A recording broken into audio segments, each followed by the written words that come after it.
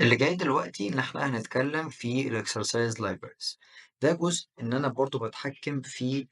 التمارين أو الفيديوهات بتاعتي، يعني في حالة عايز أحط الفيديوهات بتاعتي أنا الشخصية على السيستم بدل ما أستخدم الفيديوهات التمارين اللي موجودة على السيستم، لأ ممكن أدخل هنا على exercise library. عندي كذا حاجة، أتحكم في الفيديوز اللي موجودة على السيستم، أتحكم في الأدوات دي ساعة لمّا بنيجي نختار البرنامج التدريبي بنعمله يعني للكلاينت، فبالتالي مثلًا هو ما عندوش إلا دمبل، فبافلتر وأطلّع كل التمارين اللي فيها الدمبلز بس، فهنا باتحكم وأضيف أدوات تانية، أضيف muscles تانية لو مش موجودة، أضيف type تاني هنشوف ده دلوقتي اللي هي كانت type fitness، هنشوف ال3 دول كمان شوية الtools والmuscles والtypes إن هي لو ضِفت هتبان معايا فين، وهنا الjoints برضه إن أنا باضيف برضه الjoint اللي هو في الجسم، مثلًا مفصل الكوع، مفصل الكتف وهكذا، لو أنا عايز أضيف joints تانية على السيستم عندي في الaccount بتاعي، فأنا لو عايز أضيف تمارين exercise videos أنا بادخل هنا، فبالتالي هالاقي كل التمارين اللي موجودة على السيستم دي كلها، تمام، عندي حوالي 667 تمرينة، التمرينة دي بتشمل فيديو كمان يعني، حلو، عايز أضيف تمرينة هاجي من هنا أدوس على create. تمام، طيب دي بقى التمرينة، بيقول لي حُط لي صورة اللي هتظهر للعميل كPDF اللي هي مثلًا أول أداء الحركي مثلًا بالعب bicep curl فالدمبل وهو تحت وبعدين الدمبل وهو فوق، تمام، سواء بقى male أو female، تمام، اسم التمرينة مثلًا تبادل دمبل، تمام، سميتها بالعربي واسمها بالإنجليزي dumbbell curl كمثال.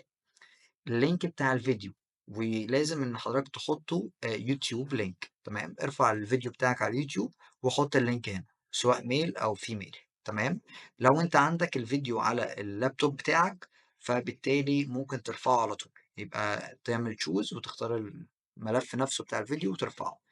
عايز بقى الأول تقول إن التمرينة دي بتشتغل على أنهي muscle على البايسبس؟ أكيد، ما هي مثلًا هي dumbbell curl فبتتفوكس وبتشتغل على الtarget muscle اللي هي البايسبس. طيب الtools المستخدمة هنا إيه في التمرينة؟ dumbbells، تمام.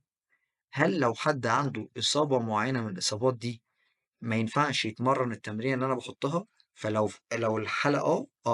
أختار الإصابة إيه، ankle sprain مثلًا يعني كمثال أو الcalf muscle tear أيًا كان بقى الحاجة إيه، تمام، طبقًا للحاجة، فبالتالي السيستم ييجي يقول لك العميل اللي عنده الإصابة الفلانية دي خلّي بالك ما ينفعش تحط له التمرينة دي، تمام، الطيب هنا لو هي تخُص الfitness وهنا موضوع الjoints اللي كنا قُلنا عليه، لو هي بتفوكس على joint معيّن أو هي أصلًا من تمارين الmobility، تمام، وبعد أمّا أخلّص الكلام ده باعمل save فالاقي التمرينة نزلت عندي في الlibrary الخاصة بيّا أنا كcoach في الaccount بتاعي، تمام، طيب في إيه تاني نقدر نشوفه من الworkout؟ عندي هنا في الexercise library الtools، تمام، ممكن ندخل نشوفها، هالاقي الtools اللي موجودة زي الدمبل، البول، TRX أيًا كان، فأنا بادخل هنا عليها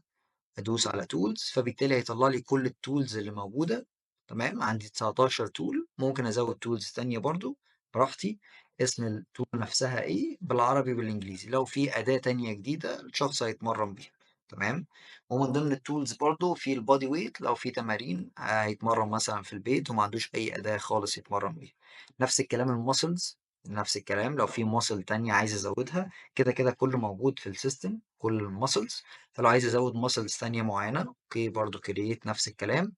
وبعدها برضه الtype ده الجزء بتاع الfitness لو عايز أزود مثلًا type تاني معين، أنا شخص مثلًا باعلم calisthenics وهاحط تمارين الcalisthenics فهازود مثلًا category جديدة خاصة بcalisthenics الفئة دي، وبالتالي هاحط التمارين الخاصة بالcalisthenics فبالتالي تبقى موجودة قدامي، تمام؟ طيب ال3 حاجات اللي إحنا كنا بنعدل فيهم دول الtools والmuscles والtypes مجرد ما أنا مليت وحطيت الكلام ده بيبان معايا فين؟ لو دخلت مثلًا لو رايح أعمل resistance plan الكلام ده بيبان معايا فين؟ بيبان معايا بقى كالآتي، لمّا أدخل وأعمل create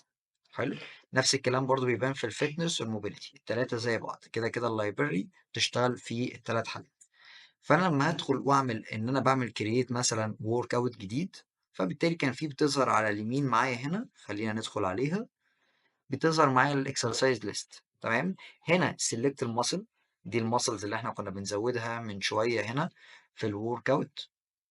أزود muscles أزود tools أزود types، آدي الmuscles